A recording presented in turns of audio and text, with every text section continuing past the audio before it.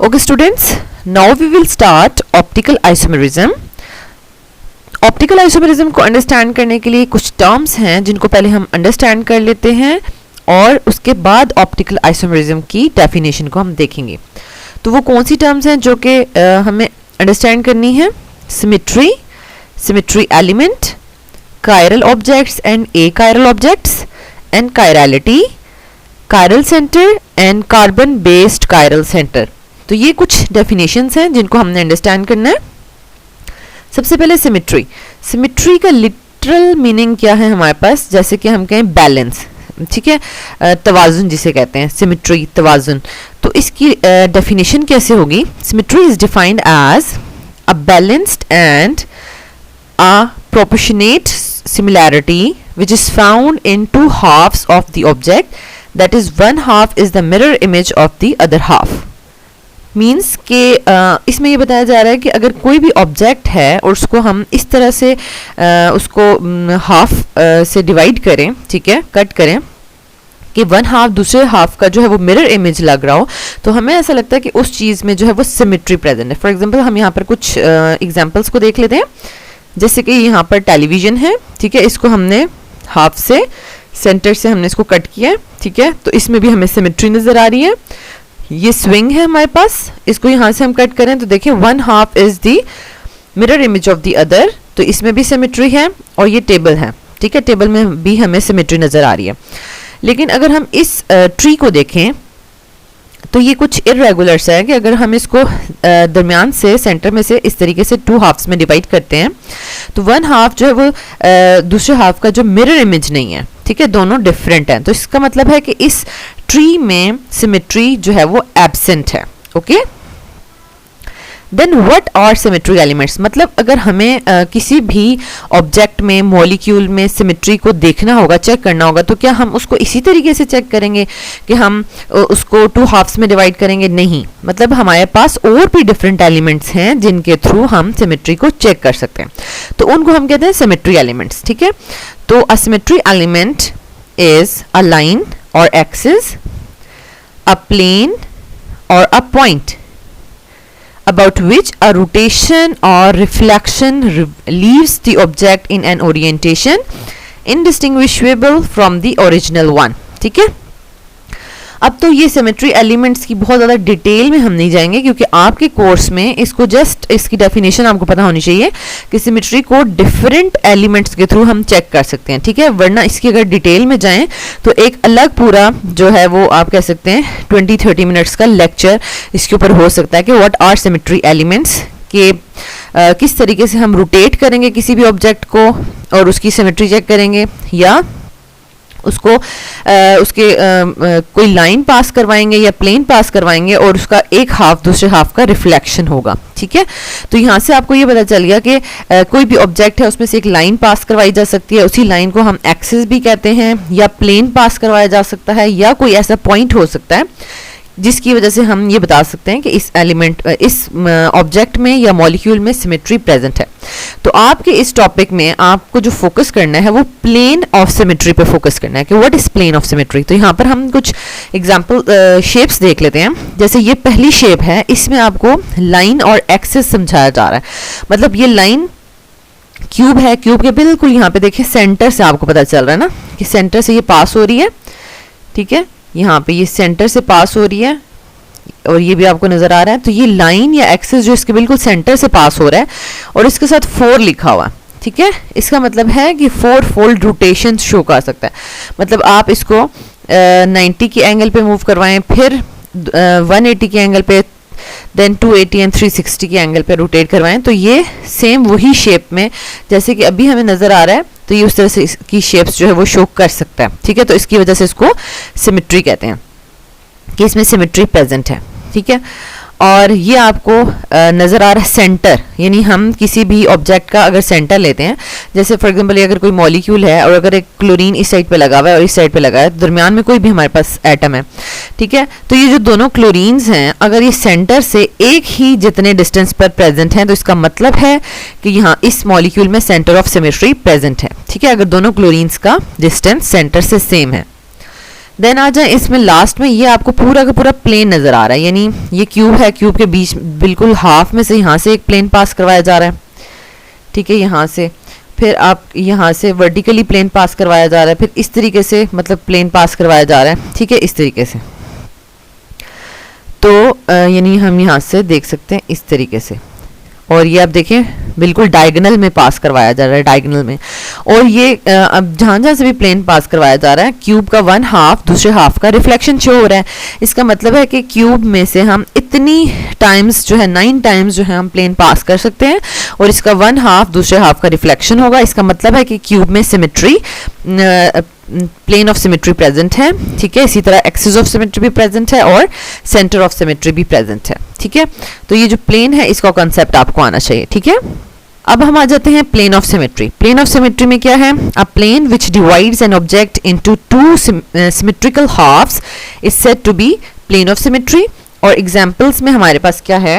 Hat और table में symmetry, plane of symmetry present है, और पर्सन्स हैंड और ग्लव्स में एब्सेंट है, जैसे कि ये है, ठीक है। इसमें से अगर आप प्लेन पास करवाएं, ठीक है, हैट में से या टेबल में से, तो बिल्कुल एक हाफ दूसरे हाफ का मिरर इमेज लग रहा है, तो इसमें सिमेट्री प्रेजेंट है। लेकिन अगर हैंड या ग्लव में से हम प्लेन पास करवाएं तो 1/2 is not the mirror image of the other, तो इसलिए इन दोनों में सिमेट्री जो है वो प्लेन ऑफ सिमेट्री एब्सेंट है। ओके, नाउ कायरल और ए कायरल ऑब्जेक्ट्स क्या होते हैं, ठीक है। तो सबसे पहले देख लें कि हमारे पास what is chirality. Chirality in science the property of asymmetry और handedness। अब हमने जब सिमेट्री देख ली, सिमेट्री का मतलब हमने कहा कि अगर किसी भी चीज में बैलेंस है, ठीक है, उसको हमने प्लेन ऑफ सिमेट्री से चेक भी कर लिया है, ठीक है, बाकी एक्सिस या सेंटर को आप छोड़ दें। तो बिल्कुल जैसे हैंडेडनेस है, ठीक है, यानी हमारे हैंड को अगर 2 हाफ्स में डिवाइड किया जाए तो उसमें सिमेट्री नहीं है, वो एसिमेट्रिक है, ठीक है। And chirality comes from the Greek word kheir that is hand. Okay, so chirality is a property present in an object that cannot be superimposed on its mirror image, ठीक है, यानी अपने ही मिरर इमेज के ऊपर वो super impose ना हो सके। फॉर एग्जांपल यहाँ पर हम एक हैंड की ही ले लेते हैं example.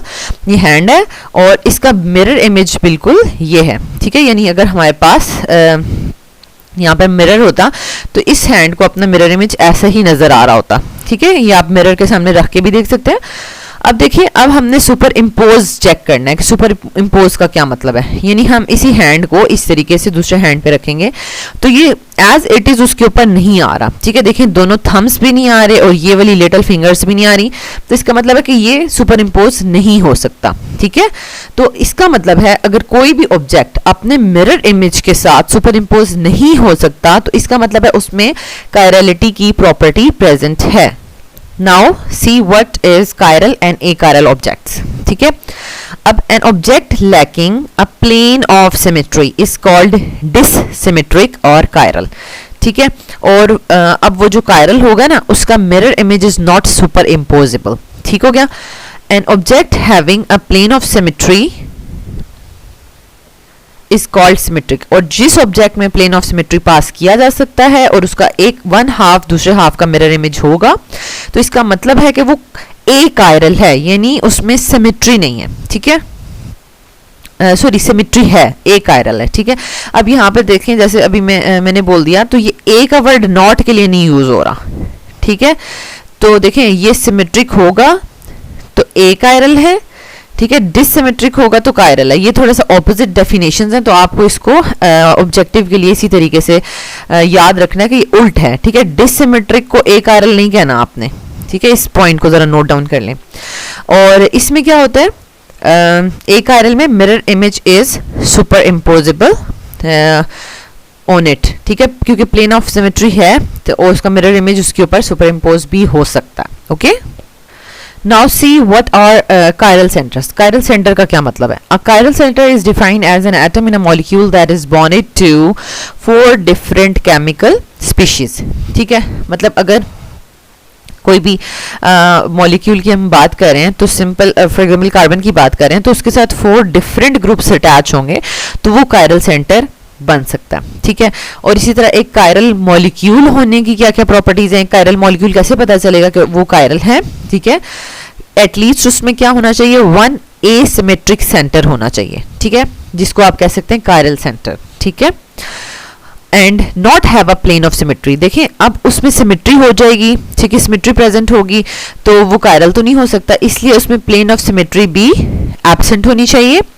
And are not superimposable on its mirror image, और अपने ही मिरर इमेज के ऊपर वो सुपर इम्पोज भी ना हो सके, ठीक है। तो ये सब जो थिंग्स हैं वो कायरल मॉलिक्यूल में होंगी। अब कार्बन बेस्ड कायरल सेंटर्स कौन से होंगे, a carbon atom which is bonded to 4 different atoms और group of atoms is called asymmetric carbon और कायरल कार्बन। तो इसकी एग्जांपल यहाँ पर देख लें, ये हमारे पास मॉलिक्यूल है, ठीक है। तो हमारे पास ये देखें इथाइल ग्रुप है, ये प्रोपाइल ग्रुप है, ये ब्रोमो ग्रुप है और ये मिथाइल है, ठीक है। 4 डिफरेंट ग्रुप्स अटैच हैं, तो ये इसका जो सेंट्रल कार्बन है ये एसिमेट्रिक है, या इसको आप कायरल कार्बन भी कह सकते हैं, ओके।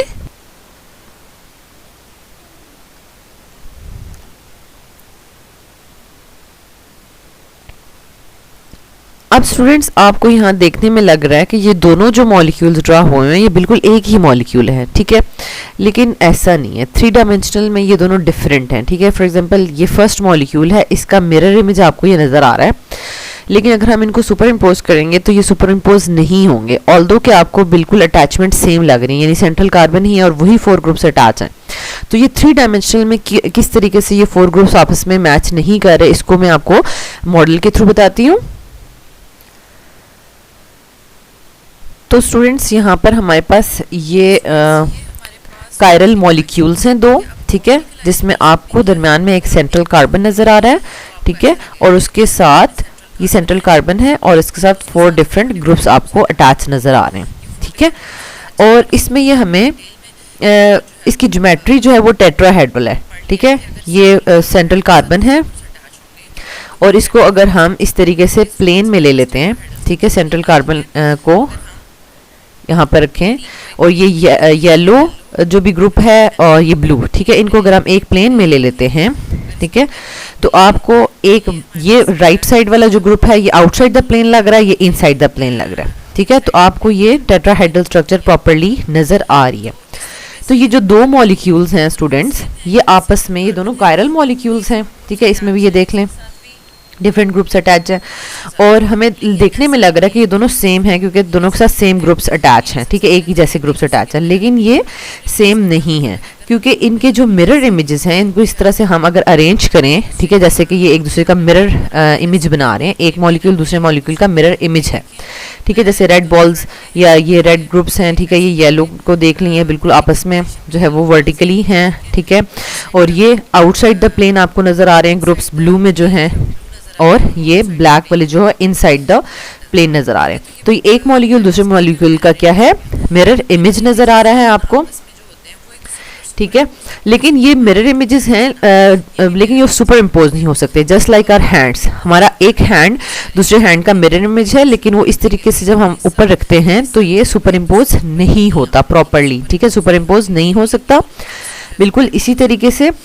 लेकिन कुछ स्टूडेंट्स कहते हैं अगर हमने सुपर इम्पोज करना है, ठीक है, तो वो इस तरीके से जैसे थंब को थंब के साथ मैच करना चाह रहे हैं या इस तरीके से, तो हम इस तरह से सुपर इम्पोज नहीं कर सकते, ठीक है, क्योंकि मॉलिक्यूल का जो टॉप होगा, ठीक है, टॉप ऑफ द मॉलिक्यूल होगा, उनको हमने एक साथ ही ऊपर ही रखना है या फिर डाउन वाला जो है उनको एक साथ ही रखना है। फॉर एग्जांपल ये देखें टॉप पे हमारे पास जो ग्रुप्स अटैच है उनको हमने एज इट इज़ ही उसके साथ मैच करना है सुपर इम्पोज करने के दौरान। ये देखें हमारे पास अब 2 ग्रुप्स जो हैं वो सुपर इम्पोज हो रहे हैं, लेकिन आपके पास जो फ्रंट पे रेड और ब्लू हैं वो देखें सुपर इम्पोज नहीं हो रही, ठीक है, ये बॉल्स सुपर इम्पोज नहीं हो रही हैं, ग्रुप्स जो भी अटैच किए हैं। अब आप अगर इनको सुपर इम्पोज करना चाहते हैं then yellow and black groups को देखें, ठीक है, वो सुपर इम्पोज नहीं हो रहे, ठीक है, मीन्स कि अगर एक मॉलिक्यूल का दूसरा मॉलिक्यूल मिरर इमेज है तो वो कभी भी सुपर इम्पोज नहीं होगा। तो ये इसी वजह से दो मॉलिक्यूल्स जो एक दूसरे के मिरर इमेज होते हैं, इनके ऊपर जब लाइट फॉल करवाई जाती है तो ये डिफरेंटली बिहेव करते हैं। ठीक है, इसी वजह से हमने लाइट की वजह से इसका नाम ऑप्टिक या ऑप्टिकल आइसोमर रखा है, यानी लाइट के अकॉर्डिंगली लाइट जब फॉल कराएंगे तो ये डिफरेंटली बिहेव करेंगे, that's why they are called optical isomers. Okay students, तो स्टूडेंट्स यहाँ तक आपने ऑप्टिकल आइसोमेरिज्म को अंडरस्टैंड करने के लिए जो जो भी टर्म्स रिक्वायर थी, symmetry elements, chirality, chiral carbon और कायरल मॉलिक्यूल, ये सब आपने अंडरस्टैंड कर लिया। ठीक है, अब हम जो है इन मॉलिक्यूल्स का हमें पता चल गया कि दो मॉलिक्यूल्स अगर कायरल मॉलिक्यूल्स हैं, कायरल सेंटर होने की वजह से, कायरल सेंटर का क्या मतलब है, एक कार्बन के साथ 4 डिफरेंट ग्रुप्स अटैच होंगे। ठीक है, एक कार्बन के साथ 4 डिफरेंट ग्रुप्स अटैच होंगे। तो अगर ये मॉलिक्यूल है कायरल मॉलिक्यूल, तो इसका जो मिरर इमेज है वो आपस में ऑपोजिट बिहेव करेंगे। अगर इन दोनों पे लाइट फॉल करवाई जाएगी, ठीक है, तो ये दोनों एक दूसरे के ऑपोजिट बिहेव करेंगे और that's why they are optical isomers of each other. ठीक है, अब इनको अंडरस्टैंड करने के लिए हम ऑप्टिकल एक्टिविटी को देखते हैं कि हम इस पूरी होल ऑप्टिकल एक्टिविटी को मेजर कैसे करते हैं, व्हाट इज ऑप्टिकल एक्टिविटी और उसको मेजर कैसे करते हैं। ओके